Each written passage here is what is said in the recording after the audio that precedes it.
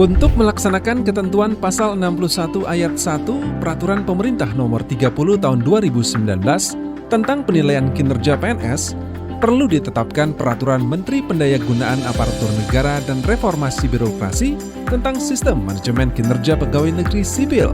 Sistem manajemen kinerja PNS terdiri dari perencanaan kinerja, pelaksanaan, pemantauan, dan pembinaan kinerja, penilaian kinerja, tindak lanjut, dan sistem informasi kinerja PNS.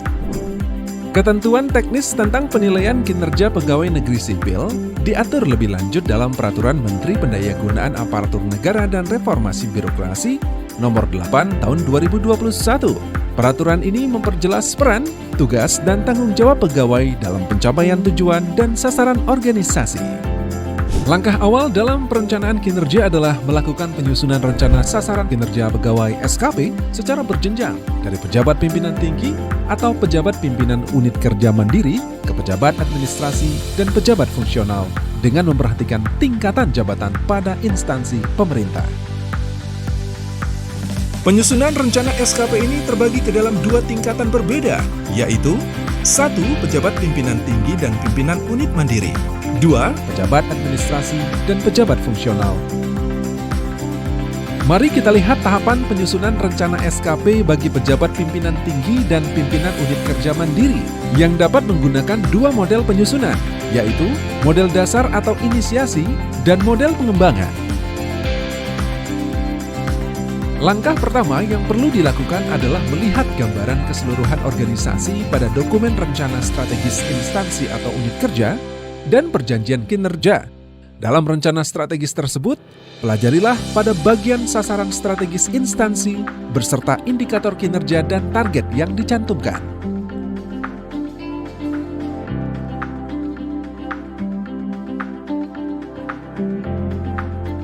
Untuk penyelarasan sasaran strategis instansi ke unit kerja di bawahnya, dapat mengacu kepada pohon kinerja atau piramida kinerja atau matriks penyelarasan sasaran strategis. Langkah kedua adalah menyusun rencana SKP pejabat pimpinan tinggi dan atau pimpinan unit kerja mandiri. Suatu rencana SKP terdiri dari kinerja utama yang perlu memuat sasaran, indikator, dan target pada perjanjian kinerja PK dengan memperhatikan rencana strategis Renstra dan rencana kerja tahunan RKT unit kerja atau instansi atau unit mandiri. Selain kinerja utama, terdapat kinerja tambahan yang dapat berupa development commitment dan community involvement. Penyusunan SKP dengan model pengembangan perlu dilakukan pengelompokan rencana kinerja menjadi 4 kategori, yaitu perspektif penerima layanan, perspektif proses bisnis, perspektif penguatan internal, dan perspektif anggaran. Langkah ketiga yaitu menyusun manual indikator kinerja untuk pemantauan dan pengukuran kinerja pejabat pimpinan tinggi dan pimpinan unit mandiri. Indikator kinerja individu harus didefinisikan dengan jelas dan dapat diukur.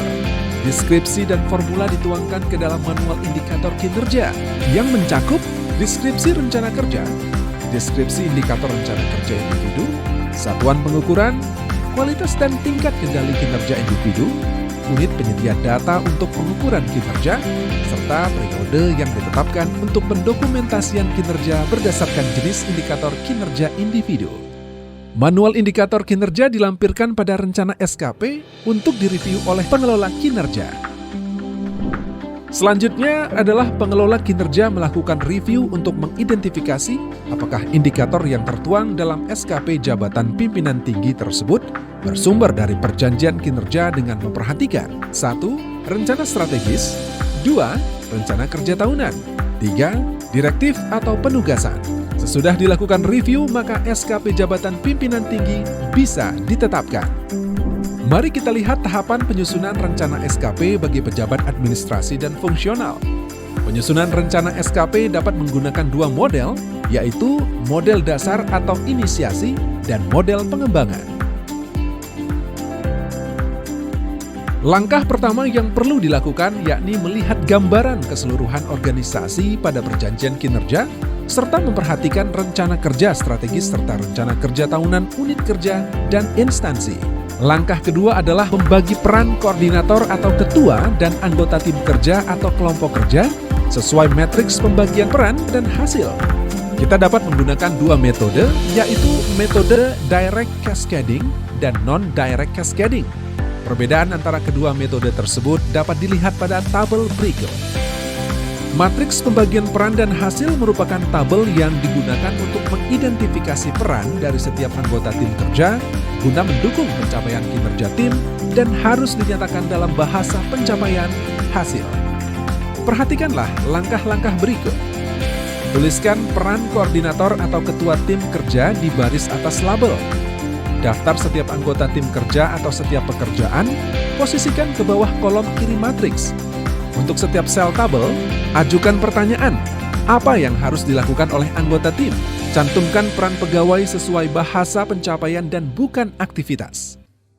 Ingat, produk atau layanan yang dihasilkan setiap pegawai adalah rencana kinerja yang akan dituliskan dalam format rencana SKP. Langkah ketiga adalah menentukan rencana kinerja pada format rencana SKP. Suatu rencana SKP terdiri dari kinerja utama, yaitu suatu strategi untuk merealisasikan rencana kinerja atasan langsung sesuai metode direct cascading atau non-direct cascading yang tercantum dalam matriks pembagian peran dan hasil. Selain kinerja utama, terdapat kinerja tambahan yang dapat berupa development, commitment, dan community involvement. Langkah keempat adalah menentukan aspek indikator dan indikator kinerja individu pada format rencana SKP. Untuk membangun IKI pada setiap rencana kinerja, maka perlu ditentukan aspek indikator yang tepat untuk mengukur suatu rencana kerja, yaitu satu atau lebih di antara aspek berikut: aspek kuantitas, aspek kualitas, aspek waktu, dan aspek biaya. Kembangkanlah IKI tersebut dengan metode SMART, yaitu spesifik, terukur, realistis, memiliki batas waktu pencapaian, serta dapat menyesuaikan kondisi internal dan eksternal organisasi. Langkah kelima adalah menentukan target pada format rencana SKP berdasarkan aspek yang digunakan pada langkah 4. Target kinerja adalah hasil kerja yang diharapkan akan dicapai dari setiap pelaksanaan rencana kinerja yang telah disepakati bersama. Penentuan target kinerja dibuat berdasarkan peraturan perundang-undangan atau kebijakan yang berlaku, data terkini atau data baseline atau realisasi terakhir, ekspektasi penerima layanan, rasionalitas dan tingkat challenging-nya, direktif pimpinan instansi, pimpinan unit kerja, dan atau atasan langsung, potensi dan proyeksi atas kondisi internal dan eksternal organisasi. Setelah menentukan target, format rencana SKP model dasar atau inisiasi diajukan kepada pengelola kinerja atau tim pengelola kinerja untuk mendapat review. Jika menyusun SKP dengan model pengembangan, maka perlu dilakukan pengembangan kategori penilaian kinerja pada format rencana SKP. Perhatikanlah kategori penilaian sesuai dengan tabel di layar. Langkah terakhir yaitu menyusun format keterkaitan SKP dengan angka kredit untuk lampiran SKP pejabat fungsional. Format keterkaitan SKP dengan angka kredit jabatan fungsional kemudian diajukan pejabat fungsional ke tim penilai angka kredit dilampiri rencana SKP yang telah direview pengelola kinerja. Tim penilai angka kredit melakukan verifikasi format keterkaitan SKP dengan angka kredit jabatan fungsional dan hasil verifikasi tim penilai angka kredit disampaikan kembali kepada pegawai dan SKP sudah bisa ditetapkan.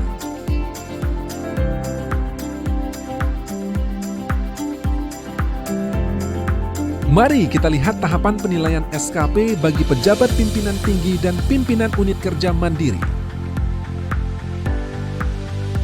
Langkah pertama adalah menghitung capaian indikator kinerja individu atau IKI. Suatu rencana kerja dapat memiliki satu atau lebih IKI. Capaian IKI diperoleh dengan membandingkan realisasi IKI dengan target yang telah ditetapkan di dalam SKP. Terdapat dua kondisi pencapaian IKI, yaitu capaian IKI dalam kondisi normal atau dalam kondisi khusus. Berikut adalah formula untuk menghitung capaian IKI.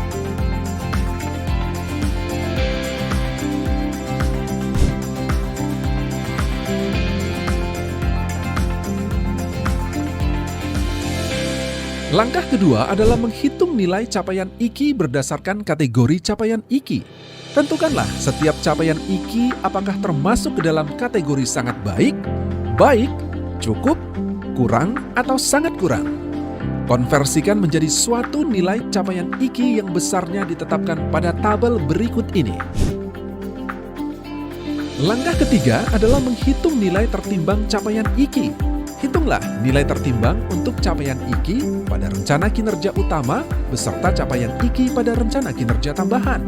Perhatikanlah formula untuk menghitung nilai tertimbang capaian IKI pada tabel di layar.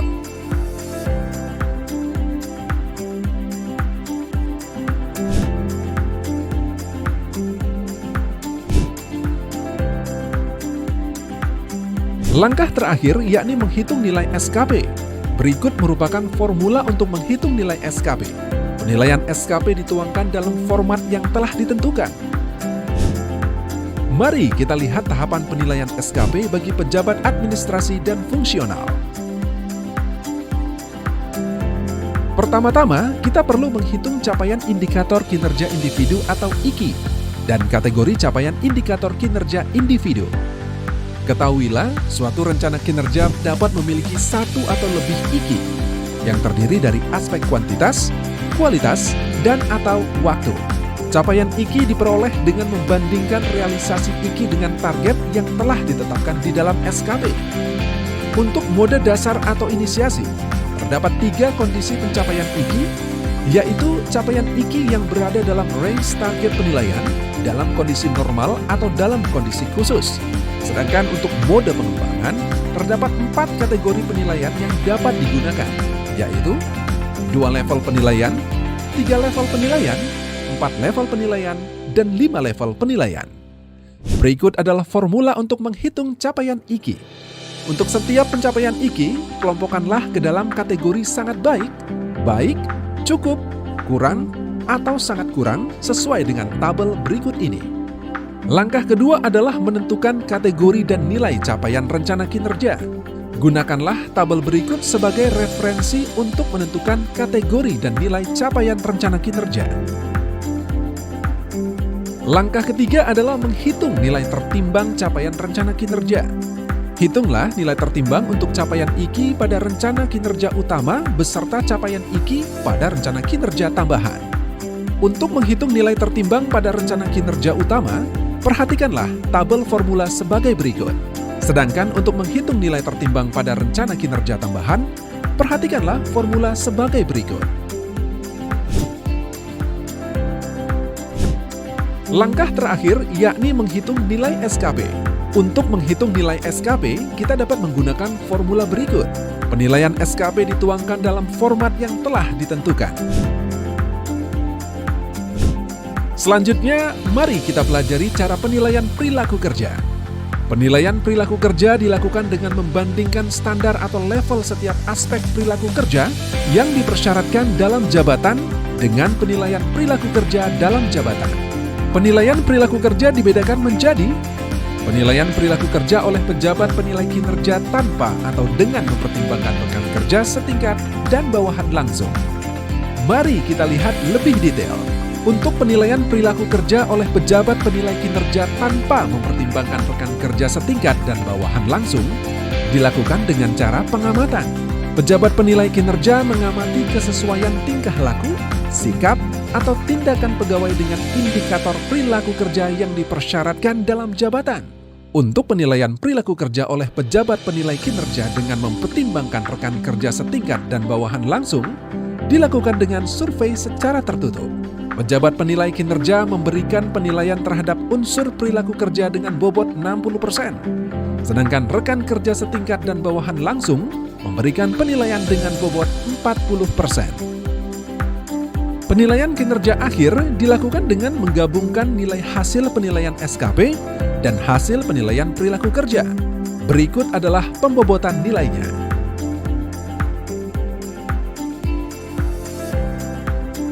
Penilaian kinerja dinyatakan dengan angka dan sebutan atau predikat seperti informasi yang ditampilkan di layar.